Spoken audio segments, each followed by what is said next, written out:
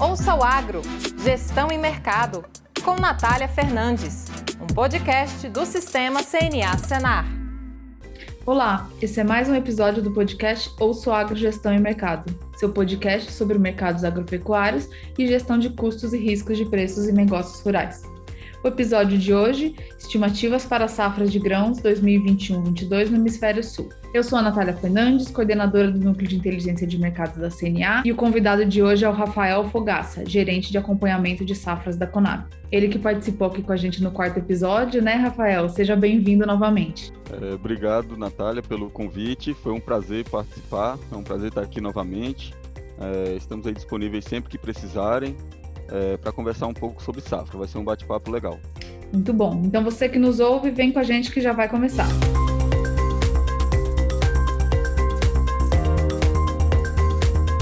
Bom, nesse episódio, então, vamos falar um pouco sobre os fatores que têm influenciado a safra de grãos no Hemisfério Sul e também dos números estimados pela Conab para o Brasil. Quando gravamos o episódio 4, Rafael, foi lá no início de dezembro, né? E a gente estava num período de início da colheita de soja, da safra. E foi uma safra que a gente não teve o mesmo problema que a safra 2021. De certa forma, as condições climáticas foram favoráveis para o desenvolvimento da safra de soja, esse início, inclusive, que foi um pouco antecipado. Mas depois a gente teve a recorrência do Laninha, que trouxe uma seca para os estados do sul, para uma região do Mato Grosso do Sul também, e causou algumas perdas aí em culturas de milho, arroz, feijão, soja também. Mas agora praticamente essas perdas já estão consolidadas, né, Rafael? Eu queria que você comentasse um pouco de como que ficou o resultado em relação a isso, a essa primeira safra. Sim, com respeito à primeira safra, as perdas já estão consolidadas, né? A gente conseguiu consolidar isso desde lá de janeiro e fevereiro, porque essa estiagem, ela foi histórica, né? Foi uma das piores estiagens que aconteceu no sul do país, que foi uma estiagem que ocorreu bem no verão, não estava previsto acontecer, novembro e dezembro, com muito poucas chuvas. E como você falou, a gente teve um início de safra bom, não se comparou a 2020-21, então o início da safra 21-22 foi bom, só que aí ela quebrou ali entre novembro e dezembro. Então desde janeiro que a gente já tinha computado boa parte dessa quebra, principal dela na soja, né? A soja caiu 14% de produtividade no Brasil todo. No sul foi muito maior, né? No Rio Grande do Sul passa de 55% a quebra de produtividade. Então com isso a gente teve uma quebra grande em soja. E em milho também, milho primeira safra, né? O milho primeira safra foi mais afetado no sul. Como Minas Gerais é um grande produtor de milho na primeira safra, então ele segurou um pouco as perdas quando a gente fala de safra nacional. Mas no sul do país a quebra foi bem intensa para soja, milho e feijão, mas esses dados já estão consolidados. Daqui para frente, o que a gente vai observar mais são ajustes finos, conforme a gente vai apurando os dados. Certo, e o Brasil tem uma peculiaridade que ele consegue produzir a segunda safra de milho, a terceira também. Então, para a segunda safra, o que vocês têm visto de perspectiva? A questão climática ainda tem sido um ponto que tem afetado bastante essa safra ou espera-se resultados melhores? O clima é importante em todas as safras, né? Seja primeira, segunda, de um ano para o outro, ele é sempre protagonista, geralmente, aí no sistema. O que a gente observou para a segunda safra desse ano? Como não teve problema de semeadura de soja, então a colheita ela aconteceu mais cedo do que na safra 2021. Então, os produtores tiveram uma janela maior para a semeadura do milho segunda safra. Teve uma janela bastante favorável e corresponderam a isso, né? A gente viu uma área semeada de milho bem alta. A área de milho segunda safra está prevista em 16,3 milhões de hectares no Brasil todo. E o clima, ele foi favorável no início ali. Os quatro principais estados produtores de milho segunda safra são Mato Grosso, Goiás, Mato Grosso do Sul e Paraná. Esses 4 estados produzem praticamente 90% da safra de milho segunda safra do Brasil. Na época de semeadura, foi bastante positivo o clima para Mato Grosso e Goiás. Para Mato Grosso do Sul e Paraná, as condições climáticas estavam um pouco sob suspeita, digamos assim, não estavam excelentes. E o que a gente observou foi que depois as condições melhoraram para o Mato Grosso do Sul e Paraná. Choveu mais do que estava previsto chover e com mais regularidade. Isso permitiu que houvesse incremento de área, né? Quando você tem chuvas com regularidade, os produtores, né, eles se animam a semear.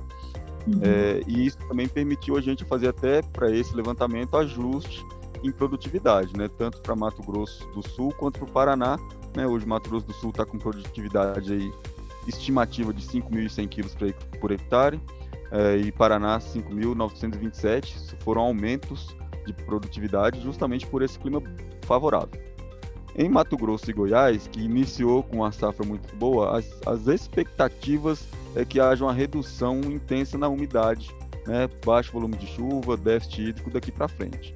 Então, aquelas lavouras que foram semeadas no começo, dentro da janela ideal, essas estão com produtividade, digamos que praticamente garantida. Enquanto aquelas lavouras estão mais atrasadas, elas vão estar mais sensíveis a essa falta de chuvas. Então, isso está quantificado nos nossos boletins. Então, quando a gente observa lá uma produtividade de milho segunda safra em Goiás, por exemplo, de 5.400 quilos por hectare, ele está justamente ponderando isso, né, que aquelas lavouras mais ao sul, mais adiantadas, estão com potencial para cima de 6.000 quilos por hectare, enquanto que as lavouras mais atrasadas, principalmente na parte leste de Goiás, que foi onde faltou mais chuva, está com as perspectivas de produtividade mais baixa. Então a gente traz essa média ponderada, já considerando isso, já considerando um clima favorável para Mato Grosso do Sul e Paraná e um clima menos favorável para Mato Grosso e Goiás. É interessante você comentou essa questão. O clima realmente é sempre importante, né? Às vezes você tem uma condição favorável ali no início, no desenvolvimento, no momento de plantio, e dependendo o grau de adversidade que você tiver, pode comprometer a safra. Então é algo que sempre vai ficar no radar do produtor mesmo. E a gente comentou aqui um pouco sobre as perdas em algumas regiões, que vem desde a primeira safra. Isso ainda foi resultado do fenômeno Laninha, que influenciou não só o Brasil, mas também outros países da América do Sul. Na Argentina também, que é um dos principais produtores de grãos, o Laninha causou perdas significativas também em lavouras de soja, de milho e de trigo. Então eles têm uma estimativa de redução de mais de 4 milhões de toneladas de soja e milho frente a outra safra deles, e também tem uma estimativa de redução de área para o trigo. O que vocês da Conab têm acompanhado e como que têm avaliado essa questão do impacto do Laninha nas produções de grãos desses outros países, que não só do Brasil também? A gente verificou realmente que houve impacto. O Paraguai ali, que é produtor, ele tem uma produção muito parecida assim, com o Mato Grosso e Paraná, de plantar soja na primeira safra e milho na segunda safra. E ele passou pelos mesmos problemas que Paraná e sul do Mato Grosso do Sul passaram com o Laninha, né? De falta de chuvas, tiveram uma quebra significativa na safra de soja. Né? Como o Brasil é grande exportador de soja, o Paraguai também é exportador de soja, a quebra na safra de soja do Paraguai afetou muito o Paraguai, mas sem consequências diretas assim, na safra do Brasil. Já a Argentina, foi comentado, né, houve essa redução de produção de milho, e a Argentina é um importante exportador de milho para o Brasil, né, principalmente para o sul do Brasil, onde há um déficit de produção ali, né, Rio Grande do Sul é sempre deficitário, que ele é grande consumidor, Santa Catarina, então existe uma rota de comercialização de milho da Argentina para o Brasil. Esse déficit afeta o Brasil, né, isso até justifica hoje os patamares de preços de milho, não só por conta da quebra que houve no Brasil, mas o nosso país vizinho, que poderia ser um fornecedor, também quebrou a safra. Isso, eu ia comentar sobre isso, o impacto nos preços, porque a gente tem o diferencial de base, né, que faz com que os preços se comportam de maneiras diferentes em cada região, e como você falou, a gente acaba avaliando os preços numa visão global, né, se tem uma oferta reduzida no país, como que você comentou da Argentina, que fornece produto aqui, isso pode, às vezes, ter até um incremento maior de preço do produto para aquela região sul do que em outras regiões que a gente também tem produção no Brasil. Eu comentei também sobre o trigo, né, que teve um impacto, o Laninha também afetou a produção de trigo na Argentina. Eles têm uma estimativa de redução da área plantada por conta de incremento nos custos, puxado principalmente por fertilizante, e porque eles identificaram uma maior competitividade em outras culturas como a cevada. E a gente realmente está sob um cenário de uma redução de oferta mundial, principalmente de milho e trigo, por conta do conflito entre Rússia e Ucrânia, que são produtores desses grãos. Também estamos sob um cenário de aumento de preços e incremento de custos, puxado por fertilizantes também. De acordo com dados do projeto Campo Futuro, do Sistema CNA, que a gente faz um levantamento e acompanhamento dos custos de produção, a gente estima um incremento no custo de produção de soja, milho e trigo que deve variar entre 49% e 51% para essas três culturas. É muito significativo, né? E o principal peso realmente é de fertilizantes. E isso, de certa forma, afeta na decisão de plantio dos produtores para as próximas safras. Então, hoje mesmo a Conab divulgou um novo levantamento de safra de grãos, e aí, para a gente fechar já, eu acho que vale a pena a gente falar um pouco sobre esses números que estão frescos aí da estimativa para a safra. Então, Rafael, fica à vontade para trazer quais são os principais destaques que você avalia dessa última estimativa, desse levantamento. Nós tivemos, ajustes nas produtividades de soja, arroz, algodão, mas são só ajustes que são comuns para quem trabalha com estatística. O que nós tivemos sobre o milho segunda safra, a gente já comentou aqui, extensivamente, sobre o impacto do clima nas produtividades. Então a gente ajustou produtividade para baixo lá em Mato Grosso e em Goiás por conta da estiagem, enquanto que nós ajustamos para cima em Mato Grosso do Sul, Paraná, Tocantins, por conta do clima favorável. Outro destaque que nós temos para esse levantamento, que nós divulgamos hoje, é o aumento na área de trigo. O trigo está aumentando aí cerca de 3% em relação ao ano passado. Ao contrário do que ocorreu na Argentina, conforme você citou, o trigo está sendo visto, principalmente no Rio Grande do Sul. O Rio Grande do Sul foi o estado que mais aumentou em área, em se manter nessa expectativa, que o Rio Grande do Sul nós ainda estamos na intenção de plantio, vai ser a maior área semeada com trigo no Brasil nessa safra, Rio Grande do Sul e Paraná estão sempre ali entre primeiro e segundo lugar. Um ano é o primeiro, outro ano é o outro. Esse ano, então, a expectativa é que o Rio Grande do Sul tenha a maior área semeada do Brasil e maior produção também. Paraná, como existe uma concorrência em algumas áreas entre milho e trigo, e houve um incremento muito grande de milho no Paraná, então cesseou aí algumas áreas de trigo. Ainda assim é uma área considerável no Paraná, de 1.175.000 hectares, mas no Rio Grande do Sul esse aumento foi mais pujante, A gente está prevendo 1.277.000,6 hectares no Rio Grande do Sul. O que acontece no Rio Grande do Sul?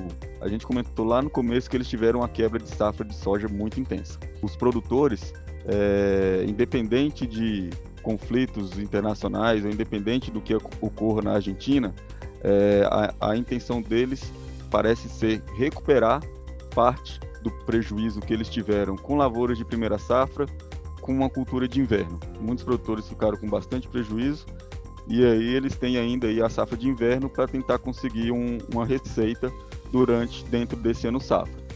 Aqui no Brasil, não vai ser diferente de outros lugares, o custo de produção vai ser fator importantíssimo aí nessa definição diária, O quanto o custo de produção vai compensar, mesmo estando alto, compensa eu plantar, para poder recuperar aí um prejuízo. Então o custo de produção vai ser o principal fator. Mas o fato dos produtores estarem aí motivados a tentar recuperar algum prejuízo que tiveram na safra de verão, está sendo hoje o principal motivador para esse incremento de área de trigo no Rio Grande do Sul. Quanto aos números totais, nós estamos trabalhando hoje, estimando a safra, que continua sendo a maior safra que o Brasil já produziu, se as condições se mantiverem até o final da safra, de 270,2 milhões de toneladas de grãos. Acaba que é um número inferior ao estimado lá no início da safra, mas superior à safra passada, que foi bastante impactada pelo clima. Exatamente.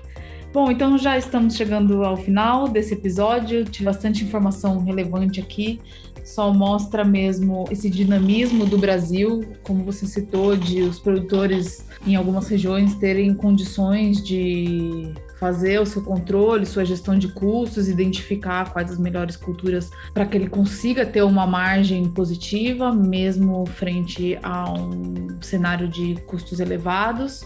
Em relação à safra, a gente vê que a safra de milho e soja, principalmente, tem evoluído bem, então Esperamos realmente que não tenha muita diversidade climática para afetar essas safras. O produtor sempre vai continuar de olho na questão climática, né, nas previsões, porque isso, de certa forma, é muito significativo para o desenvolvimento e para eles conseguirem colher os resultados estimados quando decidem pelo plantio. Então, vai continuar sendo um ponto de atenção aí essa questão climática.